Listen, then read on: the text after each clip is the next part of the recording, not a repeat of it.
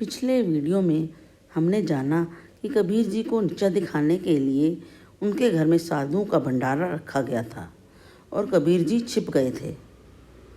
अब उसके बाद आगे सुनते हैं। भगवान को तो अपने भक्तों का ध्यान हमेशा ही रहता है, इसलिए उन्होंने जब यह लीला देखी तो भक्त की लाज रखने के लिए वे तुरंत ही कबीर जी का रूप धारण करके उनके घर पहुंच गए और भंडारे की पूरी तैयारी करके सब साधुओं को खूब भोजन कराकर तृप्त किया। ऐसा भंडारा किया कि वैसा उस समय तक किसी ने भी नहीं किया था। जो जो साधु आए उनको दंडवत प्रणाम करते गए, रहने का स्थान भी बताते गए। जब सब प्रकार से उनको संतुष्ट कर निवृत्त हो गए तो साधु मंडली में बैठकर अनेक प्रकार से भगवान की चर्चा करने लगे। इस प्रकार बहुत दिन बीत जाने पर एक दिन भगवान ब्राह्मण का रूप धारण कर कबीर जी के पास पहुँचे और भंडारे का सारा हाल उनको सुना दिया, जिसे सुनकर कबीर जी बहुत प्रसन्न हुए और अपने घर चले आए। इसके बाद स्वर्ग से एक अप्सरा अति सुंदर मोहिनी रूप बनाकर कबीर जी के पास आई। अपने हाव भाव से कबीर जी को मोहित करने लगी। कबीर जी ने उसकी तरफ दृष्टि तक नहीं की, बल्कि जो कुछ देखा उसमें भगवान ही दिखाई दिए। तब तो अप्सरा भी लज्जित होकर चली गई। भगवान ने कबीर जी की ऐसी दृढ़ भक्ति देखी तो बड़े प्रसन्न हुए। साक्षात चतुर्भुज रूप धारण करके उनको दर्शन दिए और अपना कर कमल उनके शरीर पर फेरते हुए बोले, हे भक्त, मैं तेरी भक्ति को देखकर बड़ा प्रसन्न हुआ हूँ। तू देह सहित मेरे धाम को प्रस्थान कर।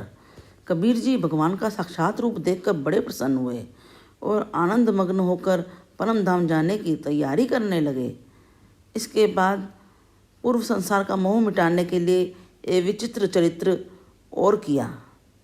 सारा संसार इस बात को जानता है कि काशी जी के पास मगध देश में प्राण त्याग करने से गधे की योनि मिलती है, किंतु कबीर जी ने मगध देश में ही जाकर प्राण त्याग किया।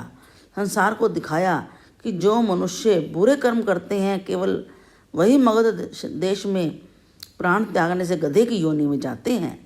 जो नारायण के एकांत भक्त होते हैं वे किसी भी देश में, किसी भी जगह, किसी भी समय प्राण त्याग क्यों ना करें, सीधे बैकुंठ धाम को ही जाते हैं। मरने से पूर्व कबीर जी ने अपने हिंदू शिष्यों से लाश का अग्नि संस्कार करने के लिए कहा और मुसलमान शिष्यों से दफन करने के लिए कह दिया। इस पर हिंदू और मुसलमानों में बहुत विवाद हुआ। इसी बीच किसी ने लाश पर से चादर हटा दी। सबको यह देखकर बड़ा विस्मय हुआ कि इस लाश की जगह केवल एक फूल ही था। सबने भगवान के भक्त की महिमा को पहचाना। दोनों जातियों ने आपस में मिलकर आधा आधा फूल ले लिया। आधे फूल को लेकर हिंदुओं ने काशी जी में जहाँ क्रियाकर्म किया जाता है वहाँ ले गए, वहाँ क्रियाकर्म किया। उस स्थान को कबीर चोरा कहते हैं। और आधे फूल को मुसलमानों ने गोरखपुर के समीप मगहर नामक स्थान में दफना दिया, जो कबीर पंथियों का एक प्रसिद्ध तीर्थ स्थान कहलाता है। Please like, share and subscribe. इससे हमें अधिक काम करने की प्रेरणा मिलती है और आपको भी पुण्य लाभ मिलता है। हरे कृष्ण कृष्ण कृष्ण हरे हरे, हरे राम राम राम हरे हरे।